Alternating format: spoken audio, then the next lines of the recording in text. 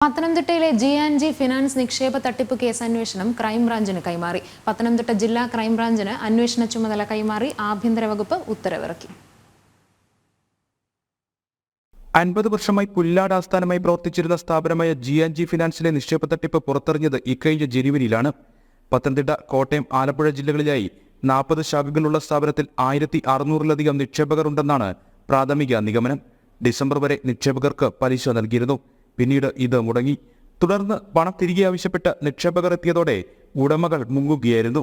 അന്വേഷണം ജില്ലാ ക്രൈംബ്രാഞ്ചിന് കൈമാറിയതോടെ തട്ടിപ്പുമായി ബന്ധപ്പെട്ട് ജില്ലയിൽ രജിസ്റ്റർ ചെയ്ത 120 കേസുകളും ക്രൈംബ്രാഞ്ച് അന്വേഷിക്കും. നിക്ഷേപകരിൽ നിന്നും 100 കോടിയിലധികം രൂപ തട്ടിയെടുത്തതായാണ് പോലീസ് നിഗമനം. തട്ടിപ്പ് കേസിൽ ഉടമകളും 1-8 പ്രതികളുമായ ഗോപാലകൃഷ്ണൻ നായർ, മകൻ ഗോവിന്ദ് ജി നായർ എന്നിവർ പോലീസിൽ കീഴടങ്ങിയിരുന്നു.